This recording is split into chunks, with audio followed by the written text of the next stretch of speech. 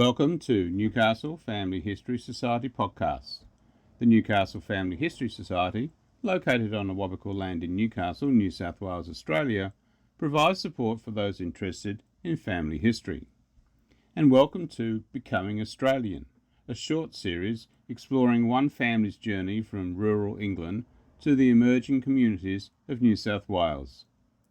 Through surviving records, letters, and the traces left in early colonial towns, this story follows the Bakers, a family whose path mirrors the experiences of many early settlers. In this episode, Society member Sandra Boyd uncovers the beginnings of that journey, the choices, challenges, and chance connections that set their migration in motion.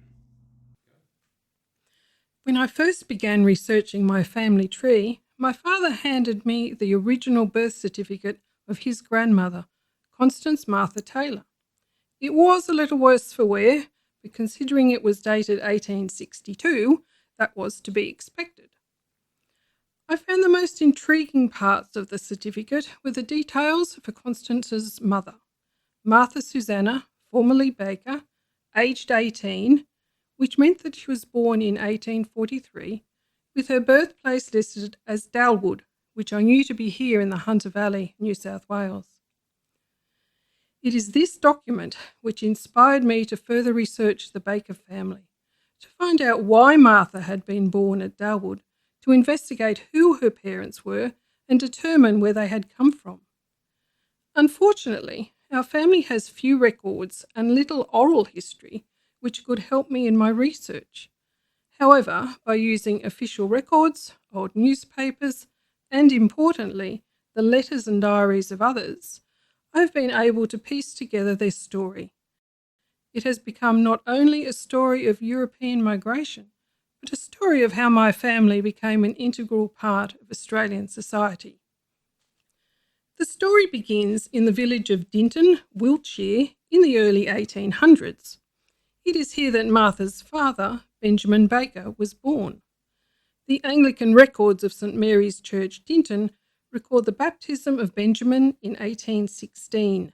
He is the son of Henry Baker, a gardener, and his wife Sarah Saunders. Benjamin was one of 11 children born to Henry and Sarah.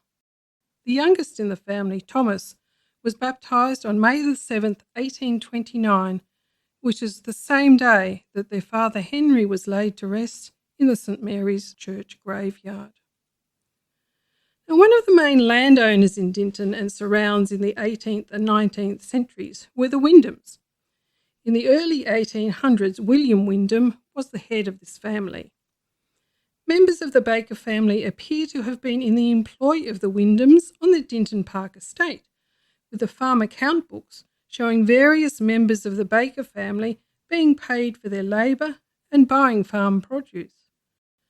As agricultural labourers, their duties included mowing oats, hoeing wheat, turnips, mangel, wurzel and rape, tree cutting and rabbit catching. Although members of the Baker family were agricultural labourers, Benjamin Baker was a gardener like his father before him. Benjamin's brother William remained in Dinton and continued the family tradition of working as a gardener.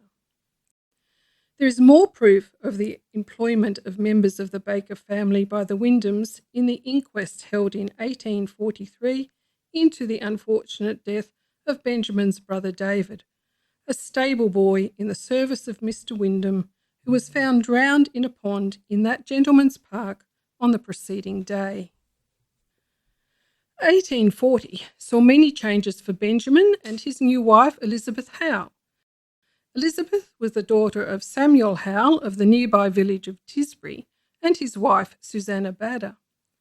Samuel is variously described as a thatcher and a dairyman. Benjamin and Elizabeth were married in Tisbury on February 6, 1840, and it appears that plans for their future were already being made. To many in the Hunter Valley, the Wyndham name is a well-known name in the wine industry. William Wyndham's son, George, had emigrated to Australia in 1827 with his wife, Margaret J., and purchased Dalwood in the Hunter Valley in 1828. Ben and Elizabeth would soon be leaving Dinton with the help of George Wyndham and beginning their new life in a new land. The Wyndham family in England were well known for breeding quality livestock, and this tradition continued in Australia. For the purpose of improving his breeding stock, George Wyndham arranged for the import of 6 bulls to New South Wales, 2 Hereford and 4 Devon. The New South Wales State Archives show that on the 19th of May 1840, which was only 3 months after Ben and Elizabeth's marriage, George Wyndham entered into an agreement to bring Ben and Elizabeth to Darwood as bounty immigrants. It would be Ben and Elizabeth's task to escort these 6 bulls on the voyage out to Australia. Ben's occupation as a gardener would also be a useful skill in the colony. Some of the Wyndham family correspondence organising this voyage survives and has been transcribed by C.M. Wright in a book titled Extracts Letters from Dinton to Darwood. On the 11th of July 1840, William Wyndham wrote the following letter whilst at the London docks, where Ben and Elizabeth were also preparing to depart. The hustle and bustle of the London docks would have been an amazing sight for this young couple from rural Wiltshire. This letter was written just 1 day prior to the ship Symmetry embarking on its voyage to Australia. My dear George, I send you this by Captain Butler of the ship Symmetry, begging him to forward it to you as soon as he arrives at Sydney.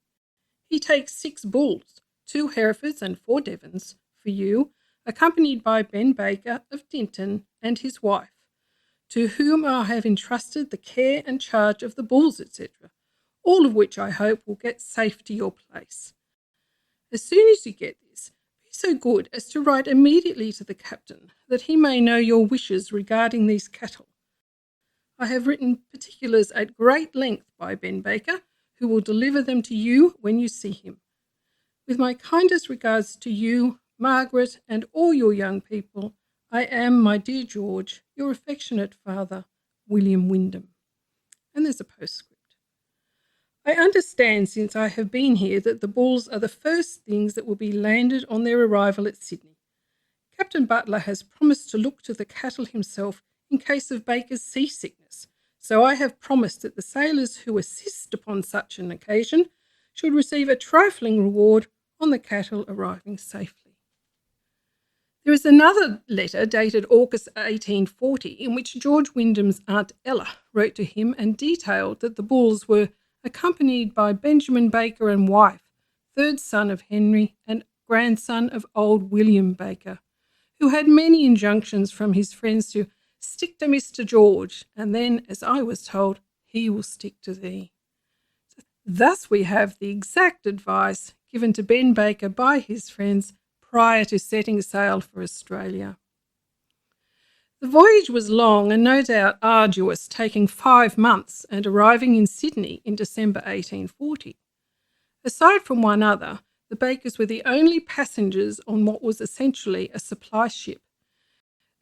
The assisted immigrant passenger lists record that Benjamin was a gardener and Elizabeth a dairymaid.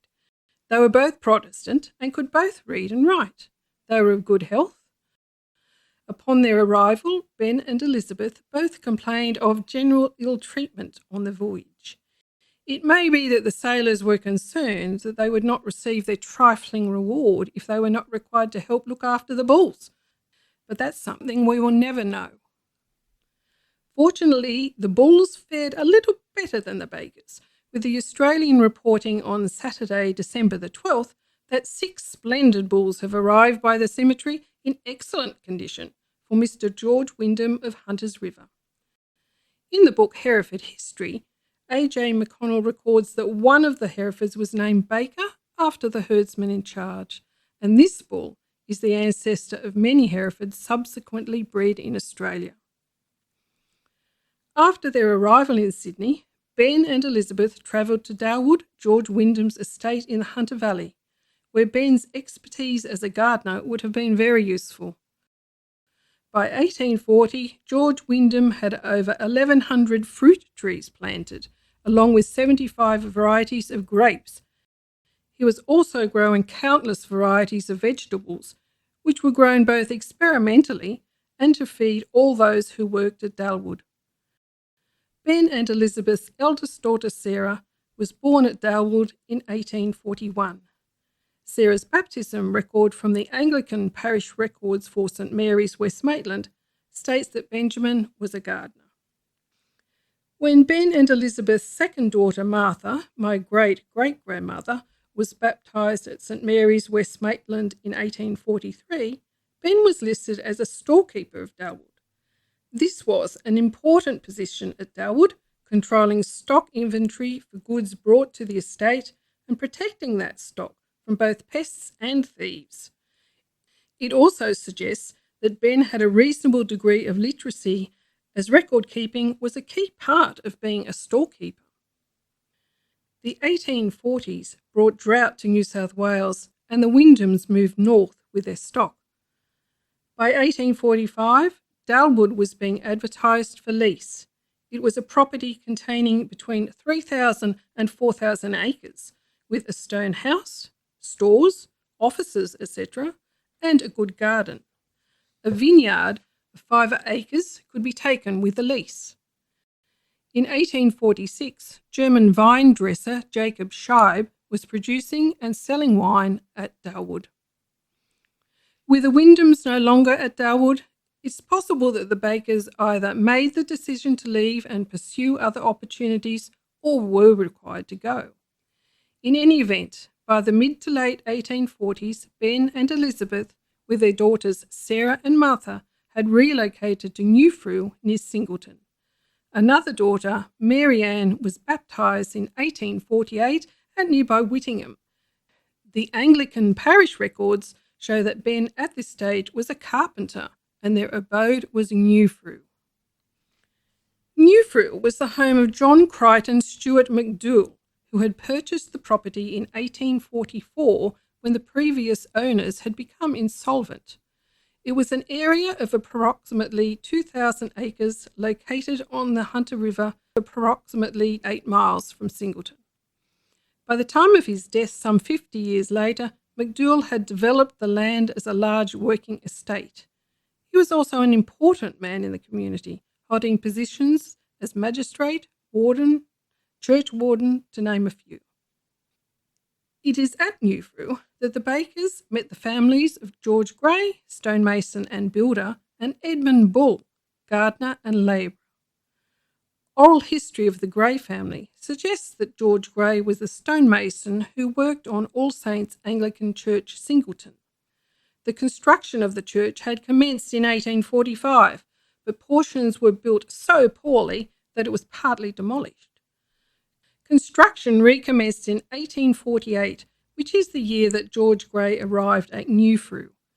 Edmund Bull and Ben Baker also worked closely with George Gray, and so it's possible that all three were involved in the construction of the church, which was designed by architect Edmund Blackett, who was to be appointed government architect in 1849. It's important to note that the land in this area had been settled thousands of years before by the Wonnarua people, whose lives were upended by European settlement. In the 1820s, the Upper Hunter had been surveyed and Crown grants were awarded along the Hunter River. By the 1840s, many First Nations people were unable to provide for themselves as their access to rivers and therefore food and water was denied. In the Singleton area, there were camps for First Nations people who often asked settlers in the area for food. My own oral family history records that Elizabeth Baker was sometimes asked for sugar. The memoirs of George Gray's son, George Abner Gray, describe an incident where a Wonnarua man threatened George's family as he felt he'd been teased by the children.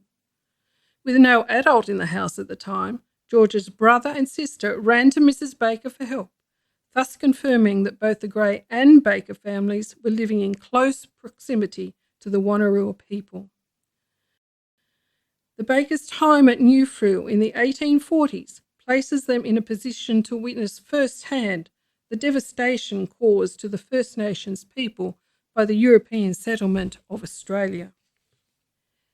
In the area surrounding MacDougall's New Frew, many of the colony's well-known settlers had been granted or purchased land. This included Henry Dangar, Robert and Helena Scott, James Mitchell, and perhaps the less well-known Charles Simpson. These men were considered to be important men in their local communities and no doubt known to each other. They were variously magistrates, church wardens, and justices of the peace. It is, however, Charles Simpson, local magistrate, who becomes central to the story in the next steps taken by the Baker family as they navigate life in Australia. Residing at Black Creek, only a short distance from New Frew, it seems likely that recommendations for stonemasons, builders and carpenters were sought by Charles Simpson for his upcoming project. In any event, Ben Baker, George Gray and Edmund Bull were to stay together and make a life-changing move to Newcastle. In 1849, Charles Simpson had purchased land which was very close to the town of Newcastle in the present-day suburbs of Mayfield and Waratah. The land was part of the estate previously granted to John Loriot Platt, whose failure to successfully farm this area led to it being named Platt's Folly. By 1851, the Baker, Gray and Bull families had relocated to Newcastle to work on the construction of the house for Charles Simpson. Simpson had accepted a position as warden of the Council of Newcastle. This house was a substantial building on the banks of the Hunter River and the first in the area. Simpson gave it the name Waratah House, as it was believed that the Waratah flower grew no further north than this point. It is from Simpson's house that the suburb of Waratah was to get its name. In my next podcast, I'll take a look at the lives of the Baker family and their neighbours in the early days of settlement in this area of Newcastle. You've been listening to Becoming Australian, a deep dive into the early lives of the Baker family and the world they stepped into as new arrivals in the colony. In the next episode, Sandra will follow their move toward the growing settlement of Newcastle and discover how their work and relationships shaped the community that followed. Thanks for joining us on Newcastle Family History Society podcast.